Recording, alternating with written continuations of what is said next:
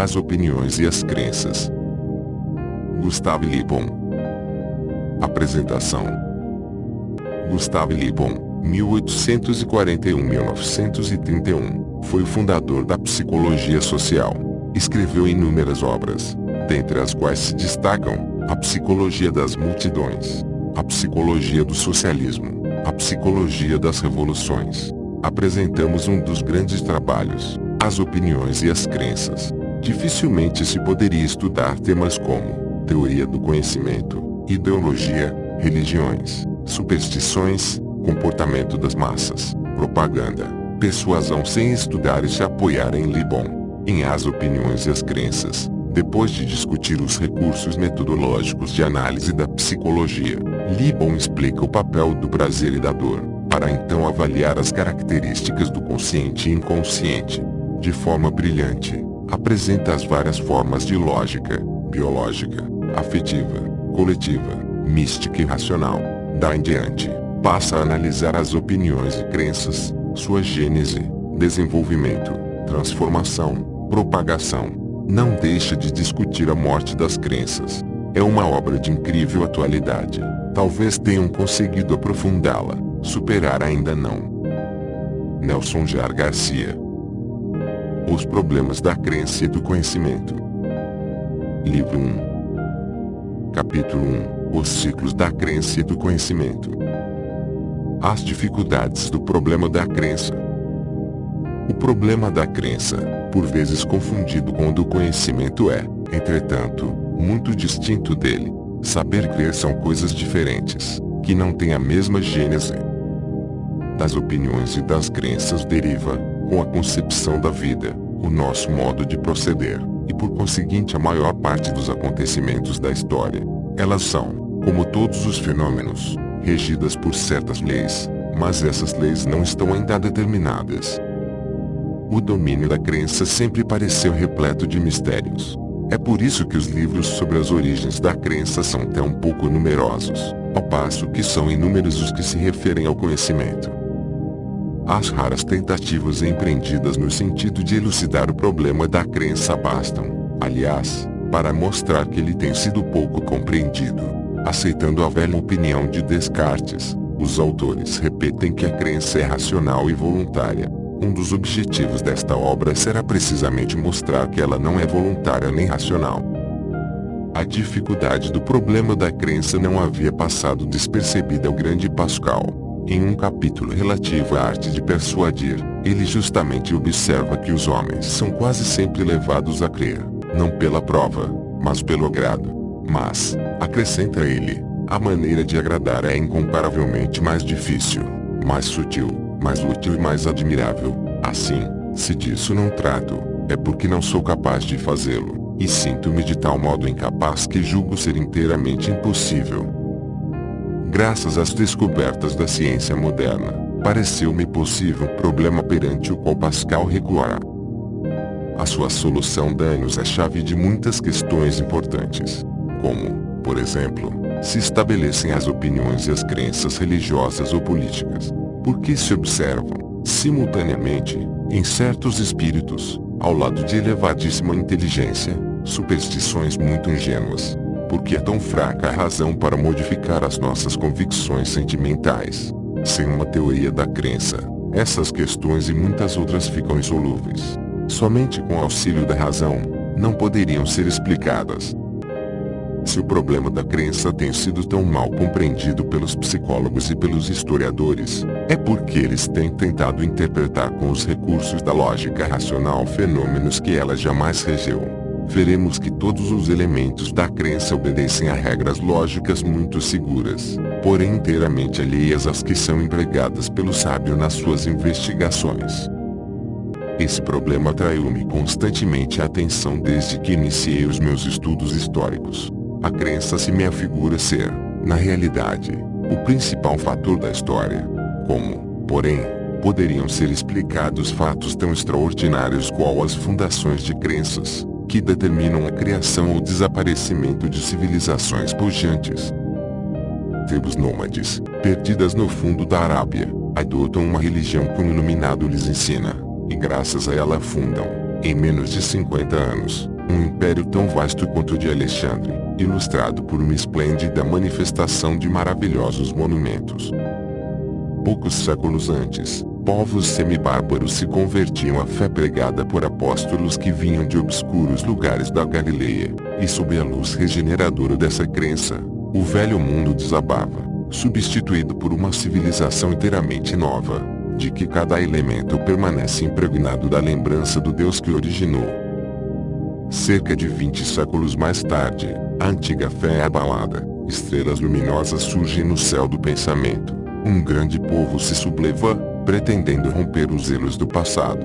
A sua fé destruidora, porém possante, confere-lhe, a despeito da anarquia em que essa grande revolução submerge, a força necessária para dominar a Europa armada e atravessar vitoriosamente todas as suas capitais. Como se explica esse estranho poder das crenças? Por que se submete o homem, subitamente, a uma fé que ignorava na véspera, e por que o eleva ela tão prodigiosamente, acima de si mesmo? De que elementos psicológicos surgem esses mistérios? É o que procuraremos elucidar. O problema do estabelecimento e da propagação das opiniões, e sobretudo das crenças, apresenta aspectos tão maravilhosos que os sectários de cada religião invocam a sua origem e a sua difusão como provas de uma procedência divina. Observam também que essas crenças são adotadas a despeito do mais evidente interesse daqueles que as aceitam. Compreende-se, por exemplo, sem dificuldade, que o cristianismo se haja propagado facilmente entre os escravos e todos os deserdados, aos quais prometia uma felicidade eterna. Mas, que forças secretas podiam determinar um cavaleiro romano, um personagem consular, a despojar-se dos seus bens e afrontar vergonhosos suplícios, para adotar uma religião nova e vedada pelas leis? Seria impossível evocar a fraqueza intelectual dos homens que voluntariamente se submetiam a tal jugo, porquanto, desde a antiguidade até os nossos dias, se tem observado os mesmos fenômenos nos espíritos mais cultos. Uma teoria da crença pode unicamente ser viável quando fornece a explicação de todas essas coisas. Deve, sobretudo, fazer compreender como sábios ilustres e reputados pelo seu espírito crítico aceitam lendas cuja infantil ingenuidade desperta o sorriso.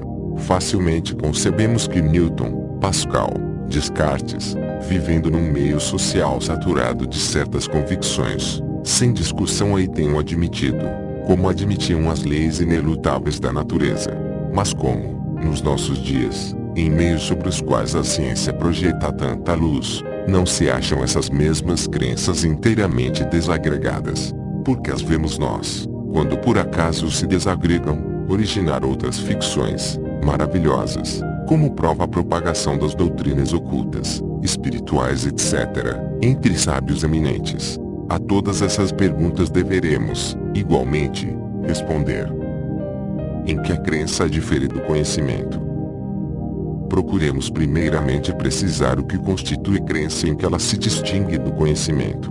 Uma crença é um ato de fé de origem inconsciente, que nos força a admitir em bloco uma ideia, uma opinião, uma explicação, uma doutrina. A razão é alheia, como veremos, à sua formação. Quando ela tenta justificar a crença, esta já se acha formada. Tudo quanto é aceito por um simples ato de fé deve ser qualificado de crença. Se a exatidão da crença é verificada mais tarde pela observação e a experiência, cessa de ser uma crença e torna-se um conhecimento.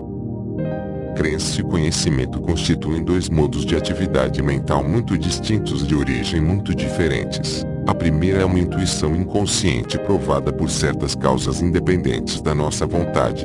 A segunda representa uma aquisição consciente, edificada por métodos exclusivamente racionais, tais como a experiência e a observação. Foi somente numa época adiantada da sua história que a humanidade, imersa no mundo da crença, descobriu o conhecimento. Quando aí se penetra, reconhece-se que todos os fenômenos atribuídos outrora às vontades de seres superiores se apresentavam sob a influência de leis inflexíveis. Pela simples circunstância de que o homem se iniciava no ciclo do conhecimento, todas as suas concepções do universo se transformaram. Mas, nessa nova esfera, não foi ainda possível penetrar muito longe. A ciência reconhece cada dia que nas suas descobertas há muitas coisas desconhecidas. As realidades mais precisas ocultam mistérios. Um mistério é a alma ignorada das coisas. A ciência se acha ainda envolta nessas trevas e, atrás dos horizontes que ela atinge, outros aparecem, perdidos no infinito que parece recuar sempre. Nesse grande domínio, que nenhuma filosofia pode ainda elucidar, jaz o reino dos sonhos, repleto de esperanças que nenhum raciocínio poderia destruir. Crenças religiosas, crenças políticas, crenças de toda espécie aí aurem uma força ilimitada. Os fantasmas temidos que o habitam são criados pela fé. Saber e crer permanecerão sempre como coisas distintas, ao passo que a aquisição da menor verdade científica exige enorme labor. A posse de uma certeza baseada unicamente na fé não pede nenhum trabalho. Todos os homens possuem crenças, muito poucos se elevam até ao conhecimento. O mundo da crença possui a sua lógica e as suas leis. O sábio tem sempre tentado em vão penetrar nessa esfera com seus métodos. Ver-se-á nesta obra porque perde ele todo o espírito crítico. Quando se insinua no ciclo de crença e se vê somente perante as mais falazes ilusões. 3. Papéis respectivos de crença e do conhecimento. O conhecimento constitui um elemento essencial da civilização, o grande fator dos seus progressos materiais. A crença orienta os pensamentos, as opiniões e, por conseguinte, a maneira de proceder. Supostas, outrora, de origem divina, as crenças eram aceitas sem discussão. Sabemos hoje que provém delas mesmas. Isso não obsta que ainda se imponham.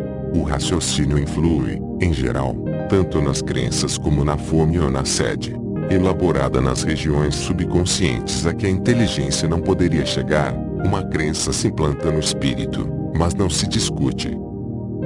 Essa origem inconsciente e, portanto, involuntária das crenças torna-as muito fortes. Religiosas, políticas ou sociais, têm sempre desempenhado na história um papel preponderante. Quando se generalizam, constituem polos atrativos, em torno dos quais gravita a existência dos povos de uma civilização. Claramente se qualifica a civilização, dando-lhe o nome da fé que a inspirou. Civilização búdica, civilização muçulmana, civilização cristã são designações muito justas, porquanto, ao tornar-se um centro de atração, a crença se transforma num centro de deformação. Os vários elementos da vida social, filosofia, artes, literatura, modificam-se para que a elas se possam adaptar. As únicas verdadeiras revoluções são as que despertam as crenças fundamentais de um povo. Têm sido sempre muito raras. Ordinariamente, só o nome da convicção se transforma, a fé muda de objeto, mas nunca morre. Não poderia morrer, pois a necessidade de crer constitui um elemento psicológico tão irredutível quanto o prazer ou a dor. A alma humana tem aversão à dúvida e à incerteza. O homem atravessa, por vezes, fases de ceticismo, mas nelas não se detém longamente. Sente a ânsia de ser guiado por um credo religioso, político ou moral que o domine e lhe evite o esforço de pensar. Os dogmas, que se dissipam, são sempre substituídos. A razão nada pode contra essas indestrutíveis necessidades. A idade moderna contém tanta fé quanto tiveram os séculos precedentes. Nos novos tempos pregam-se dogmas, tão despóticos quanto os do passado, e eles contam fiéis igualmente numerosos.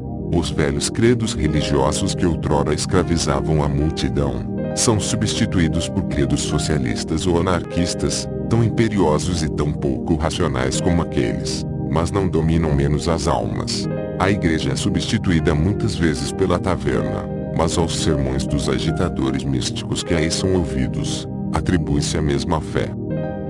Se a mentalidade dos fiéis não tem evoluído muito desde a época remota em que, às margens do Nilo, Isis e Hathor atraíam aos seus templos milhares de fervorosos peregrinos, é porque, no decurso das idades, os sentimentos, verdadeiros alicerces da alma, mantêm a sua fixidez. A inteligência progride, mas os sentimentos não mudam. A fé num dogma qualquer é, sem dúvida, de um modo geral, apenas uma ilusão. Cumpre, contudo, não a desdenhar. Graças à sua mágica pujança, o irreal torna-se mais forte do que o real. Uma crença aceita dá a um povo uma comunhão de pensamentos de que se originam a sua unidade e a sua força. Sendo o domínio do conhecimento muito diverso do terreno da crença, opô-los um ao outro é inútil tarefa, embora diariamente tentada. Desprendida cada vez mais da crença, a ciência mantém-se, no entanto, ainda impregnada dela, em todos os assuntos mal conhecidos, como, por exemplo, os mistérios da vida ou da origem das espécies. Ela lhe é submissa. As teorias que nesses assuntos se aceitam, são meros artigos de fé, que só têm em seu favor a autoridade dos mestres que as formularam. As leis que regem a psicologia da crença não se aplicam somente às grandes convicções fundamentais, que deixam uma marca indelével na trama da história. São também aplicáveis à maior parte das nossas opiniões cotidianas relativamente aos seres e às coisas que nos cercam. A observação mostra que, na sua maioria, essas opiniões não têm por sustentáculos elementos racionais, porém elementos afetivos ou místicos, em geral de origem inconsciente. Se nós as vemos discutidas com tanto ardor, é precisamente porque elas pertencem ao domínio da crença e são formadas do mesmo modo. As opiniões representam geralmente pequenas crenças, mais ou menos transitórias. Seria, pois, um erro supor que se sai do terreno da crença, quando se renuncia às convicções ancestrais. Teremos ensejo de mostrar que, as mais das vezes, ainda mais se aprofundou nesse domínio. Sendo as questões suscitadas pela gênese das opiniões da mesma natureza que as relativas à crença, devem ser estudadas de modo análogo, muitas vezes distintas nos seus esforços. Crenças e opiniões pertencem, no entanto, à mesma família, ao passo que o conhecimento faz parte de um mundo inteiramente diverso. Vemos a grandeza e a dificuldade dos problemas tratados nesta obra. Neles pensei, durante anos, em vários pontos da Terra, ora contemplando esses milhares de estátuas erigidas, há 80 séculos, a glória de todos os deuses que encarnaram os nossos sonhos, ora, perdido entre as gigantescas pilastras dos templos de estranhas arquiteturas, refletidos nas águas majestosas do Nilo ou edificados às margens tortuosas do Ganges. Como se admirariam essas maravilhas, sem pensar nas forças secretas que as fizeram surgir do nada, donde nenhum pensamento racional as teria podido originar. Como os acasos da vida me levaram a explorar ramos bastante variados da ciência pura, da psicologia e da história, pude estudar os métodos científicos que determinam o conhecimento e os fatores psicológicos geradores das crenças. O conhecimento e a crença, eis toda a nossa civilização e toda a nossa história. Capítulo 2 – Os métodos de estudo da psicologia. Para constituir-se, a psicologia recorreu, sucessivamente, a vários métodos. Não teremos ocasião de utilizá-los no estudo das opiniões e das crenças. O seu simples resumo mostrará que eles somente podiam fornecer muito poucos elementos de informação às nossas pesquisas. Método de introspecção. O mais antigo método psicológico, o único praticado durante muito tempo, foi o que se denomina de introspecção. Encerrado no seu gabinete de estudos e ignorando voluntariamente o mundo exterior, o pensador refletia em si mesmo e com os resultados das suas meditações fabricava grossos volumes. Hoje, já não acham leitores. O último século assistiu ao despertar de métodos mais científicos, sem dúvida, porém não mais fecundos. Eis a sua enumeração. Método psicofísico. No seu início, esse método todo, que introduzia medidas físicas em psicologia, parecia possuir um grande futuro.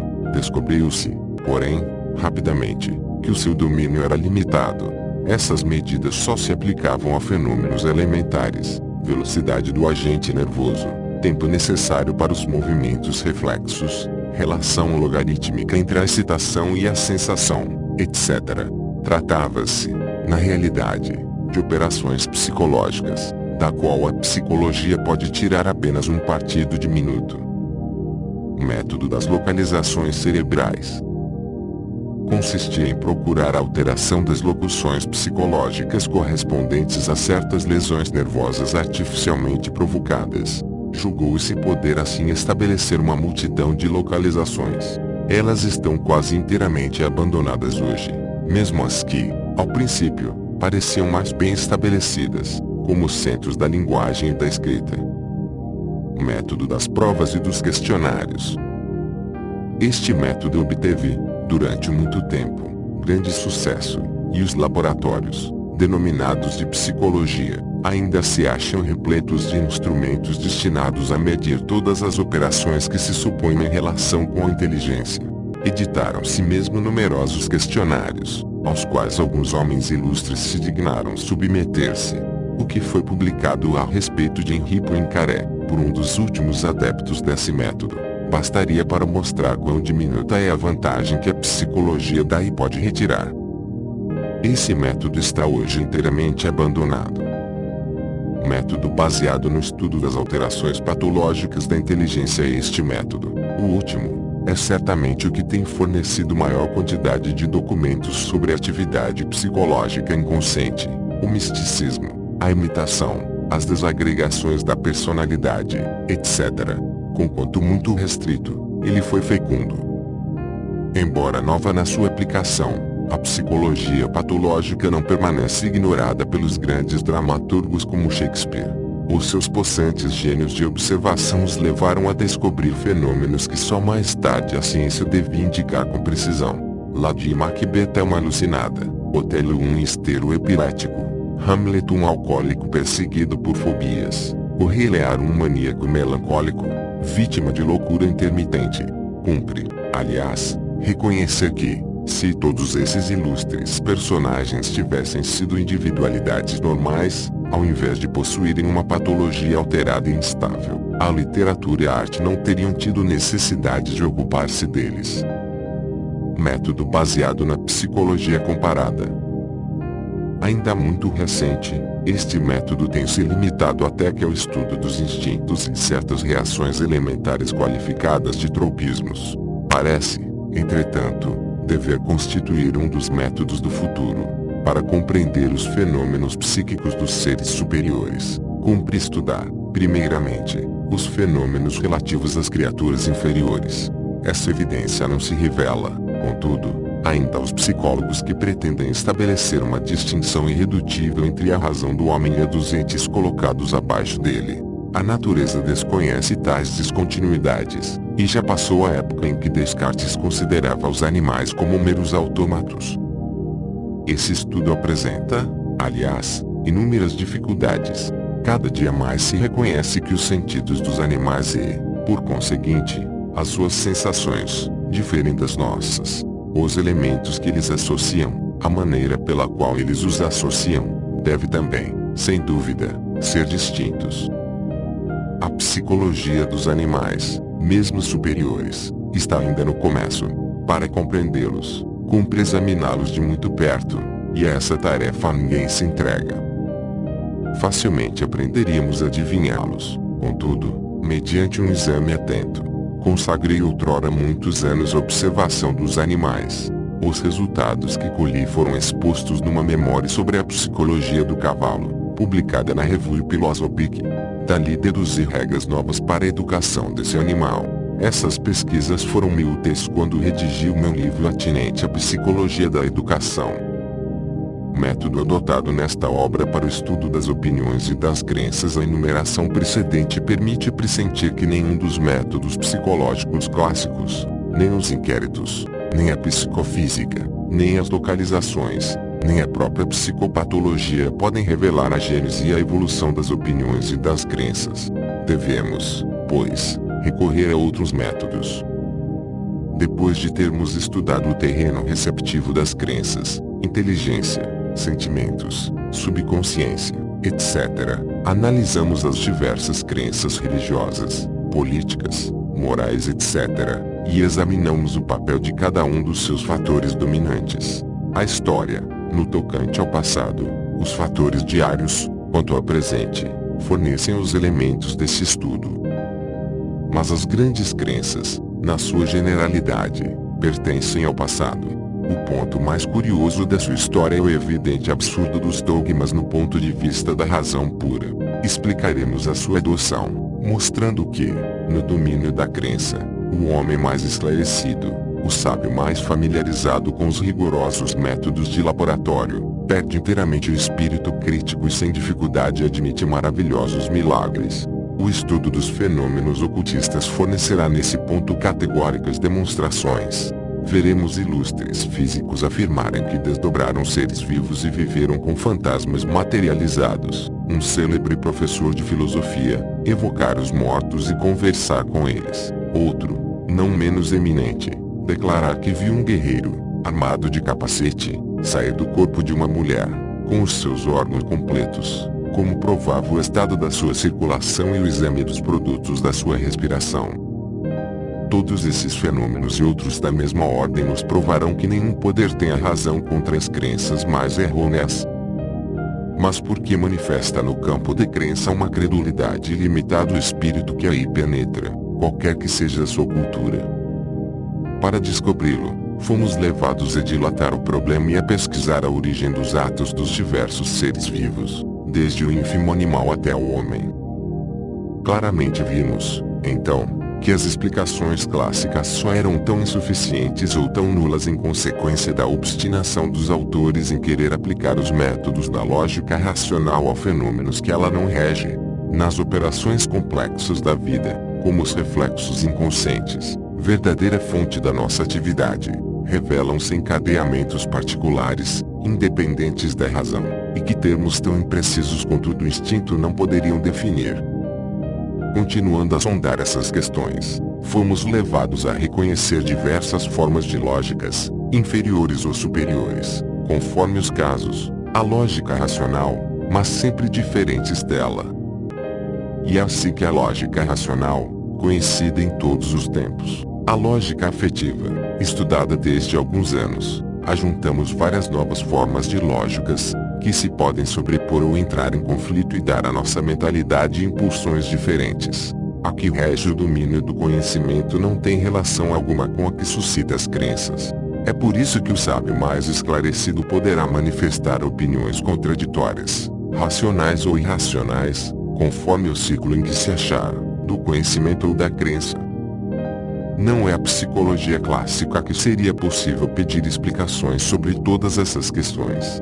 Os mais eminentes psicólogos modernos, principalmente William James, viram-se forçados a reconhecer a fragilidade de uma ciência que poreja a crítica metafísica por todas as suas articulações.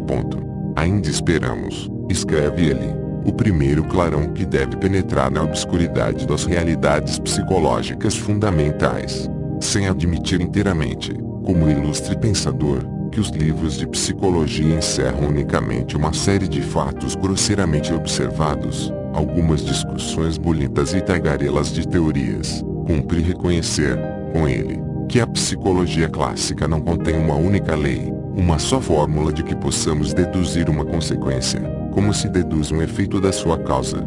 É, pois, num terreno muito atravancado na aparência, muito virgem na realidade, que vamos tentar construir uma teoria da formação e da evolução das opiniões e das crenças.